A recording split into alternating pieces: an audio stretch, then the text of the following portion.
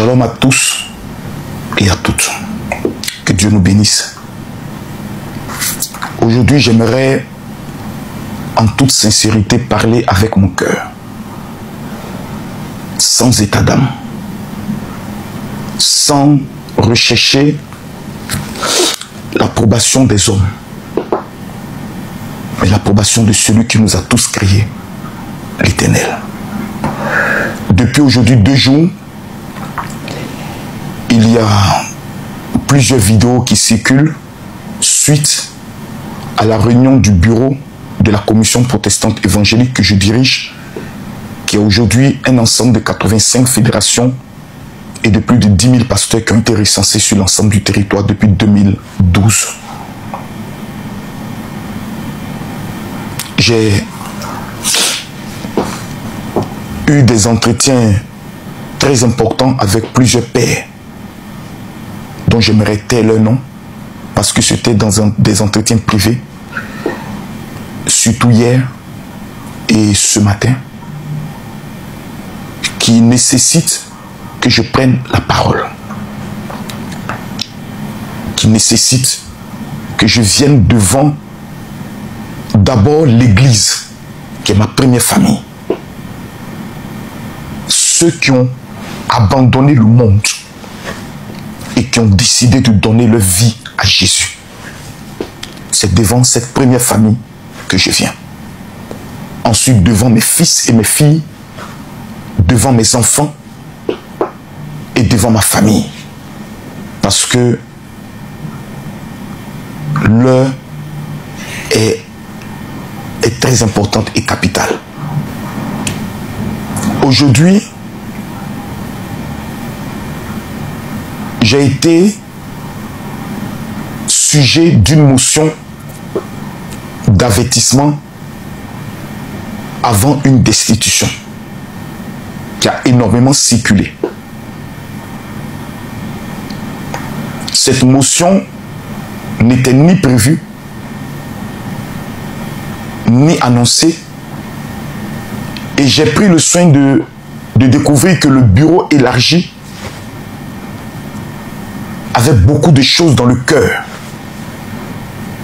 qu'ils ont emmagasinées pendant plusieurs temps. Et il était plus qu'important que cela sorte.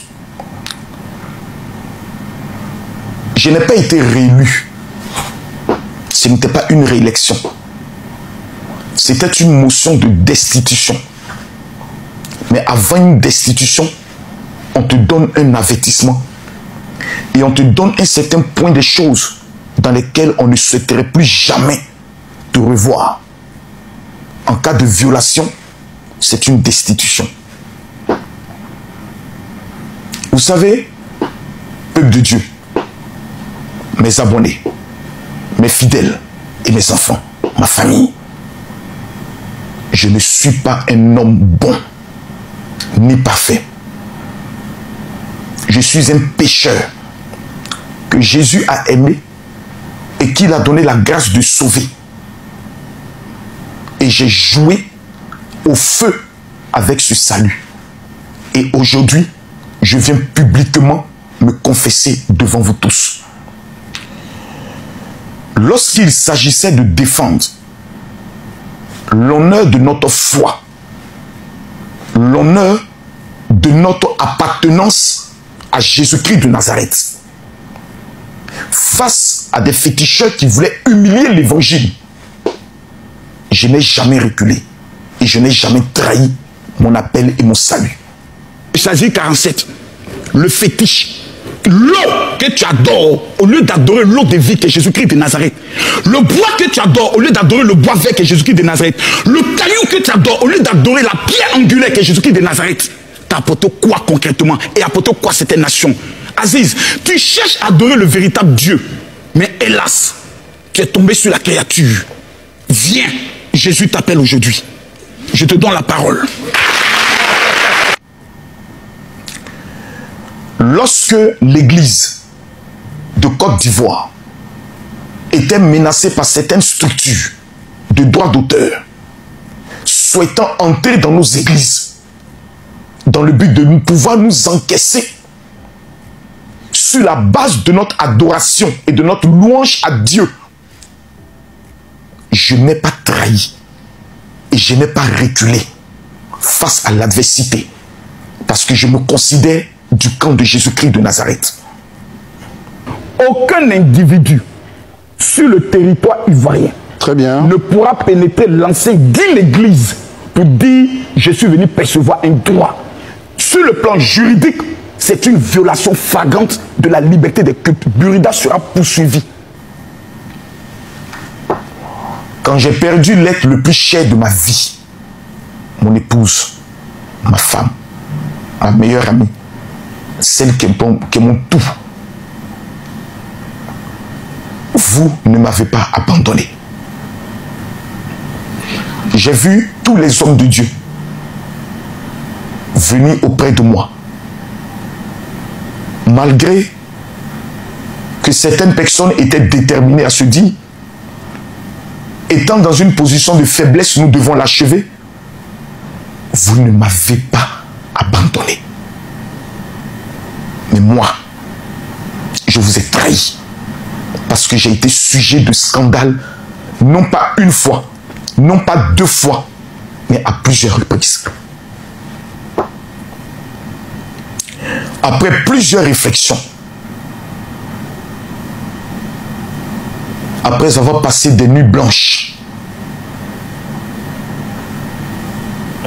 après 2 pèlerinages en Israël en janvier et en février, d'où je suis allé me retirer devant Dieu et faire cette prière à Dieu pour lui dire, fais de moi ce que tu veux. Je peux tout perdre. Je peux perdre mes voyages. Je peux perdre mes comptes. Je peux perdre mes millions.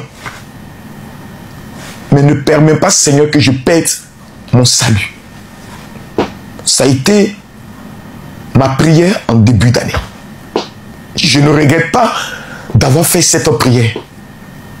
Aujourd'hui, c'est le cœur vraiment léger avec lequel je viens. Parce que la Bible déclare dans le livre de Matthieu, chapitre 18, à partir du verset 17, une vérité exceptionnelle. Le scandale peut venir. Mais malheur, par qui le scandale viendra. Et si ton bras droit peut être une occasion de chute, coupe-le. Vaut mieux entrer dans le royaume du Seigneur étant manchot que d'avoir tout son corps et son âme être destinés au feu éternel. Oui, j'ai été à plusieurs reprises sur les réseaux sociaux un sujet de honte, un sujet de scandale, un sujet de mépris du peuple de Dieu, du corps de Christ et du corps pastoral. L'orgueil ne me servirait pas, car Dieu résiste aux orgueilleux, mais accorde sa grâce aux humbles.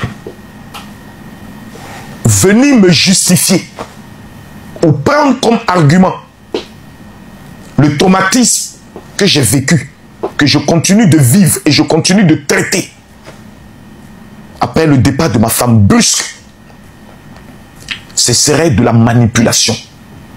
Le décès de ma femme ne peut plus être une excuse à mes dérives, à mes comportements enfantins. L'apôtre Paul disait, quand j'étais un enfant, je me comportais comme un enfant.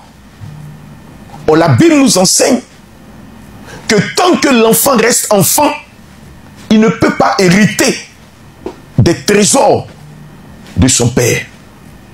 Sur les réseaux sociaux, j'ai déçu, humilié ma famille.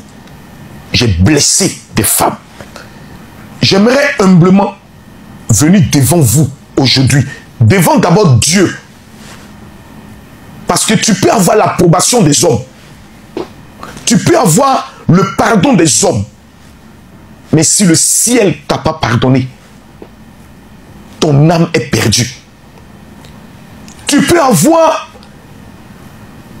la colère des hommes, les injures des hommes, le mépris des hommes. Mais si le ciel t'a validé,